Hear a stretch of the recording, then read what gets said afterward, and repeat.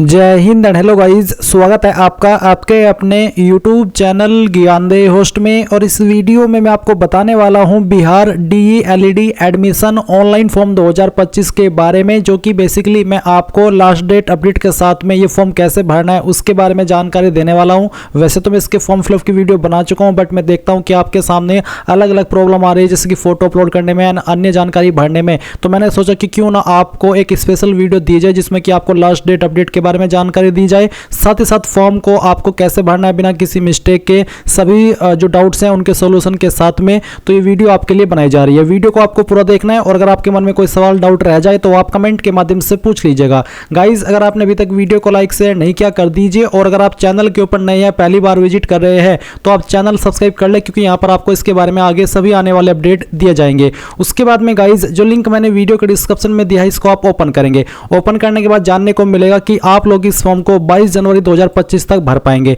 यानी कि आपके जो फॉर्म शुरू हुए थे वो 11 तारीख से हुए थे, तो आपके पास ऑलमोस्ट 11 दिन का ही समय था इस फॉर्म को भरने के लिए। तो आपके पास बहुत ही कम समय आपको मिला था फॉर्म को भरने के लिए, और ऐसे जैसे ही लास्ट डेट नज़दीक आती है तो वेबसाइट का सर्वर डाउन हो जाता है। तो इसके चलते गाइज अगर आपको कोई इशू आता है तो आपको रात में फॉर्म को भरना है, ऐसे कुछ 12 बजे के बाद में, चाहे 1 बजे, चाहे 2 बजे, चाहे फिर 3 बजे, क्योंकि उस वक्त ट्रैफिक कम होगा वेबसाइट पर, और जो इशू आते हैं, कोई भी इशू हो सकता है टेक्निकल, वो उस वक्त आने के बहुत ही कम चांसेस रहेंगे। तो आप रात में ट्राई कीजिएगा अगर आपको कोई इशू आ रहा है। अभी यहाँ पर फीस की इन्फॉर्मेशन जान लीजिए। सभी जानकारी चेक करने के बाद में आप इंपॉर्टेंट लिंक के सेक्शन में आएंगे और अप्लाई ऑनलाइन लिंक ओपन करेंगे, देन आपके सामने कुछ ऐसा इंटरफेस आ जाएगा। अब यहाँ पर आने के बाद में गाइज आपको क्या करना है, इसमें क्योंकि आप फ्रेशर हैं, यानी कि ये फॉर्म अभी पहली बार भर रहे हैं इस साल के अंदर, तो आपको इसमें नया राशन करना होगा। तो इसके लिए आप यहाँ पर रजिस्टर न्यू कैंडिडेट, इसके ऊपर क्लिक करेंगे एंड देन आपके सामने ये वाला इंटरफेस आ जाएगा। अब आपको यहाँ पर आपका नाम भरना है 10th के सर्टिफिकेट के अकॉर्डिंग।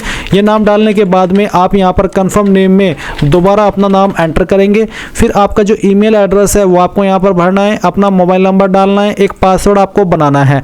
पासवर्ड आप यहाँ पर आपकी मर्जी के अकॉर्डिंग बना लीजिएगा। उस पासवर्ड को दोबारा डाल करके वेरीफाई करना है, और ये सभी जानकारी चेक करने के बाद जब आपको लगे कि यहाँ सभी जानकारी सही है, कोई मिस्टेक नहीं है, तो आप रजिस्टर इसके ऊपर क्लिक करेंगे। रजिस्टर पर क्लिक करने के बाद गाइज आपके नंबर के ऊपर एक OTP सेंड किया जाएगा, वो OTP यहाँ पर डालिए और रजिस्टर इसके ऊपर क्लिक कीजिए। अब आप देखेंगे यूजर रजिस्टर्ड सक्सेसफुली। अब आपको यहाँ पर आपका मोबाइल नंबर जो कि अभी आपने रजिस्टर किया वो डालना है, और जो पासवर्ड अभी आपने बनाया अपनी मर्जी से वो पासवर्ड डालना है, और लॉगिन के ऊपर क्लिक करना है। लॉगिन पर क्लिक करने के बाद आपके सामने यहाँ पर कुछ ऐसा इंटरफेस आ जाएगा। आपको यहाँ पर इसमें एक सूचना दी है फॉर्म भरने से पहले, तो आप ये सूचना एक बार पढ़ लीजिए। आपको बोला कि इस आवेदन पत्र में लिंग, आरक्षण, श्रेणी, दिव्यांगता स्थिति, सैनिक कर्मचारी के आश्रित होने न होने एवं उर्दू अध्ययन की स्थिति से संबंधित विवरणों जिनका प्रभाव परीक्षा फल एवं संस्थान आवंटन पर पड़ता है को अत्यंत सावधानी पूर्वक प्रविष्टि किया जाना सुनिश्चित करें। यानी कि बिल्कुल आपको सही डिटेल्स भरनी है, इसमें बिल्कुल भी आपको जरा भी मिस्टेक नहीं करनी है।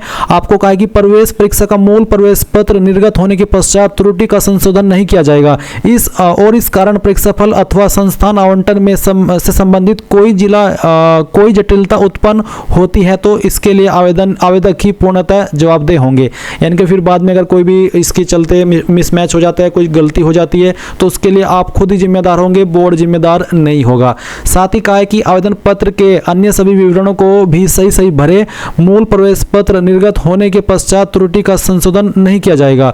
बिहार राज्य के बाहर के अभ्यर्थी सिलेक्ट डिस्ट्रिक्ट में अदर स्टेट का चयन करें। यानी कि अगर आप यूपी या फिर किसी अन्य स्टेट के बिहार के अलावा, तो आपको यहाँ पर इसमें अदर स्टेट ऑप्शन सेलेक्ट करना होगा।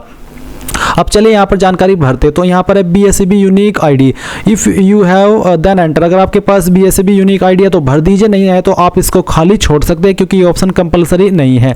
उसके बाद सिलेक्ट डिस्ट्रिक्ट, तो अगर आप अदर स्टेट है तो आप अदर स्टेट सेलेक्ट कर लेंगे। अगर आप बिहार से हैं तो जो आपकी बिहार की डिस्ट्रिक्ट है वो आपको यहाँ पर सेलेक्ट कर लेनी है। उसके बाद are you domicile of Bihar state, तो आप यहाँ पर यस देख सकते हैं। उसके बाद में आप देखेंगे डोमिसाइल सर्टिफिकेट, जिसका फॉर्मेट PDF का रखा है, साइज 500 KB से कम होना चाहिए। यानी कि बिहार वाले कैंडिडेट को इसमें निवास प्रमाण पत्र अपलोड करना अनिवार्य है। तो आप अपलोड के ऊपर क्लिक करेंगे, जहां पर आपका निवास प्रमाण पत्र है वो फाइल आपको सिलेक्ट करनी है और यहां से ओपन कर देना है। तो आपकी फाइल इस तरह से अपलोड हो जाएगी। आप व्यू के ऊपर क्लिक करके इसको व्यू भी कर सकते हैं। अब आपको यहां पर आपकी जो माताजी है उनका नाम एंटर करना है। मदर नेम में री एंटर मदर नेम, तो आपकी माताजी का नाम आपको दोबारा से यहां पर एंटर करना है। इसके बाद में गाइज आप देखेंगे फादर नेम, तो जो फादर नेम है वो आपको यहाँ पर भर देना है और फिर आप यहाँ पर जो फादर नेम है वो दोबारा से डाल करके वेरीफाई कर देंगे। इसके बाद आप यहाँ पर देखेंगे डेट ऑफ बर्थ, तो आपको कैलेंडर के ऊपर क्लिक करना है और कैलेंडर के ऊपर क्लिक करने के बाद में आपका ईयर सेलेक्ट करना है इस तरह से और फिर यहाँ से मंथ और उसके बाद में डे, तो आपका डेट ऑफ बर्थ आ जाएगा। फिर डेट ऑफ बर्थ को दोबारा सेलेक्ट करके आपको यहाँ पर सेम वे में वेरीफाई करना होगा। पहले आप यहाँ से ईयर सेलेक्ट कर लेंगे जैसे कि मैं आपको सिलेक्ट करके दिखा रहा हूँ, फिर यहाँ से आपका मंथ और उसके बाद में डे, एंड देन आपकी करंट एज कितनी होती है 1/1/2025 तक वो आपको यहाँ पर देखने को मिल जाएगी। अब आप यहाँ पर देखेंगे जेंडर, तो आपको आपका जेंडर सेलेक्ट कर लेना है। जेंडर को दोबारा सेलेक्ट करके वेरीफाई करना है। नेशनलिटी में आप इंडियन सेलेक्ट कर लेंगे। Caste category general, EWS, EBC, BC, SC, ST जो भी है वो आप यहाँ पर सेलेक्ट कर लीजिएगा। अगर जनरल है तो जनरल और उसके बाद में अगर ईडब्ल्यूएस है तो ईडब्ल्यूएस। ईडब्ल्यूएस में आपको यहाँ पर आपकी जो कैटेगरी सर्टिफिकेट है वो अपलोड करना होगा। ईबीसी है तो उसमें भी सर्टिफिकेट देना है, बीसी है तो उसमें भी, अगर एससी एसटी है तो उसमें भी आपको आपका सर्टिफिकेट यहाँ पर कास्ट का देना होगा जिसका फॉर्मेट पीडीएफ का ही रखा है। और उसके बाद में जैसे कि आपने कैटेगरी सेलेक्ट की तो आपको आपकी कैटेगरी दोबारा से सिलेक्ट करके वेरीफाई करनी होगी एंड देन आपका जो कास्ट सर्टिफिकेट है वो भी आपको यहाँ पर अपलोड करना होगा। एंड इसके बाद में आप देखेंगे आपसे पूछे कि are you dependent son, dependent unmarried daughter of in service retired deceased ex defence personnel. अगर आप ऐसे कैंडिडेट है तो यस करिएगा, नहीं तो आपको नो करना है और इसको दोबारा आंसर करके आपको वेरीफाई करना होगा। फिर पूछा कि have you studied Urdu subject at 10+2 level, यानी कि क्या आपने 12वीं में उर्दू सब्जेक्ट को पढ़ा है, अगर हाँ तो यस, अगर नहीं पढ़ा है तो आप नो करेंगे।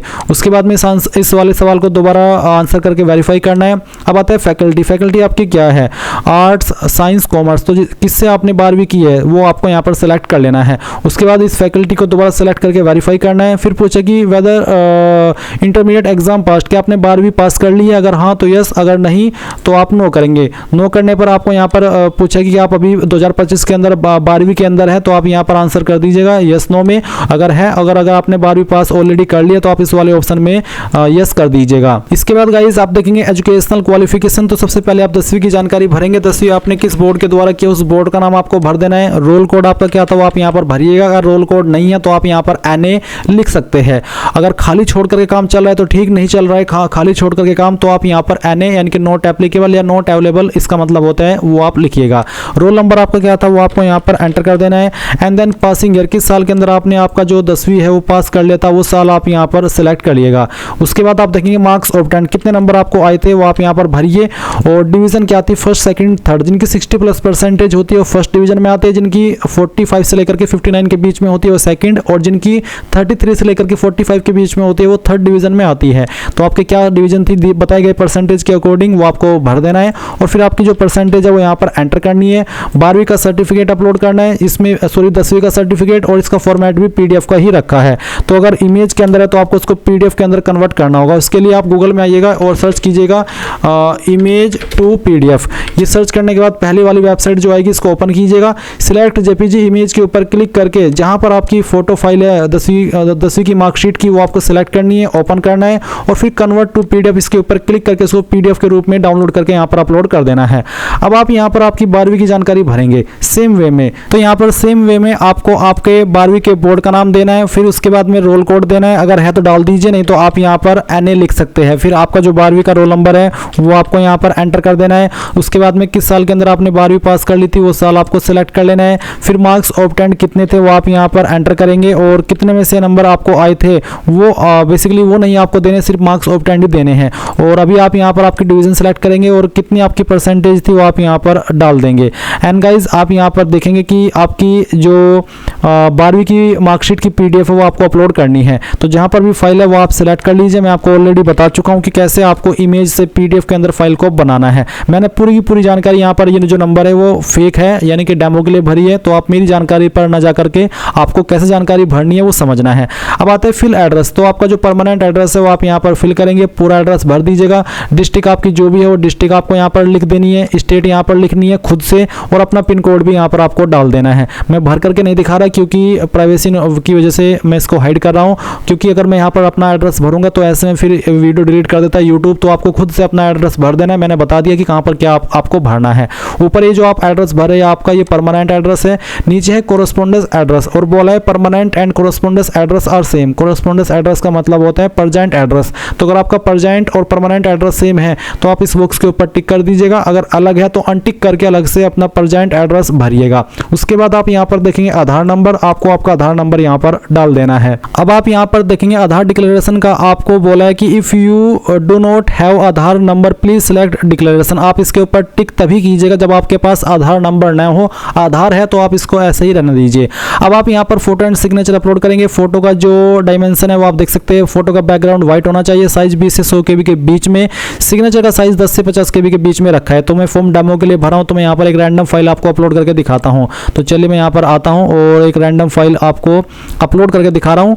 तो आप मेरे फोटो पर न जा करके आपको यहाँ पर कैसा फोटो अपलोड करना है उसके ऊपर आपको जाना है। तो चलिए यहाँ से मैं इस फाइल को सिलेक्ट करता हूँ और ओपन कर लेता हूँ। ओपन करने के बाद आपका फोटो यहाँ पर इस तरह से आ जाएगा। फिर आप यहाँ पर जो आपका सिग्नेचर है उसको सिलेक्ट करेंगे, जहाँ पर भी साइन की फाइल है सिलेक्ट कीजिए, ओपन कीजिए। साइज 10 से 50 KB के बीच में रहना चाहिए। तो जहाँ पर साइन दिए गए इंस्ट्रक्शंस के अकॉर्डिंग है वो आपको यहाँ पर सिलेक्ट करना होगा। तो इस तरह से सिलेक्ट कीजिए और ओपन कर दीजिए। गाइज मैं आपको बता दूं कि अगर आपको साइन या फिर फोटो अपलोड करने में कोई इशू आए और आपको रिसाइज करने में प्रॉब्लम हो तो आपको क्या करना है, गूगल के अंदर सर्च करना है इमेज रिसाइजर। मैं आपको एक बार दिखाता हूँ कैसे। आप गूगल के अंदर सर्च कीजिएगा इमेज रिसाइज इमेज और पहले वाली वेबसाइट जो आएंगे इसको ओपन कीजिएगा। सिलेक्ट इमेज के ऊपर क्लिक कीजिएगा, साइन सेलेक्ट कर लीजिएगा, ओपन कर लीजिएगा। और ओपन करने के बाद में यहाँ पर जो उसका वाइड है वो आपको 151 रखना है और हाइट 75 रखना है और लो एस्पेक्ट रेशियो को अनटिक कर देना है। यहाँ पर पिक के कलर में आपको व्हाइट रखना है और उसके बाद में आपको रिसाइज इमेज इसके ऊपर क्लिक करना है। और अगर आपके फोटो का साइज जैसे ही आप उसको रिसाइज करें कम हो जाए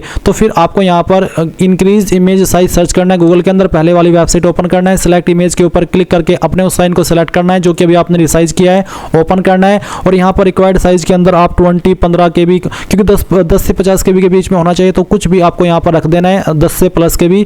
और उसके बाद में आप यहाँ पर इंक्रीज साइज के ऊपर क्लिक करेंगे और अपनी फाइल डाउनलोड करके यहाँ पर अपलोड कर देंगे और वो अपलोड हो भी जाएगी, कोई इशू नहीं आएगा। उसके बाद आप सेव के ऊपर क्लिक करेंगे। सेव के ऊपर क्लिक करने के बाद गाइज आपकी ये जानकारी सेव हो जाएगी और उसके बाद में आप यहाँ पर डाउनलोड रजिस्टर्ड फॉर्म इसके ऊपर क्लिक करेंगे। इसके ऊपर क्लिक करने के बाद आप यहाँ पर आएंगे और आपको यहाँ से इसको अगर यहाँ से प्रिंट करना है तो प्रिंट कर लीजिए और उसके बाद में आप पे के ऊपर क्लिक कीजिए। पे पर क्लिक करने के बाद आप देखेंगे पे वाया एस सब पैसा, आप इसके ऊपर क्लिक करेंगे एंड देन यहाँ पर आपके सामने पेमेंट का पेज आएगा। आप अपनी एप्लीकेशन फीस इनमें से किसी भी माध्यम का इस्तेमाल करके जमा कर पाएंगे। जैसे आप फीस जमा कर देंगे तो आप अपने फॉर्म का फाइनल प्रिंट आउट ले लीजिएगा और इस तरह से गाइज आप लोग बिहार डीएलएड एडमिशन फॉर्म 2025-2027 भरेंगे।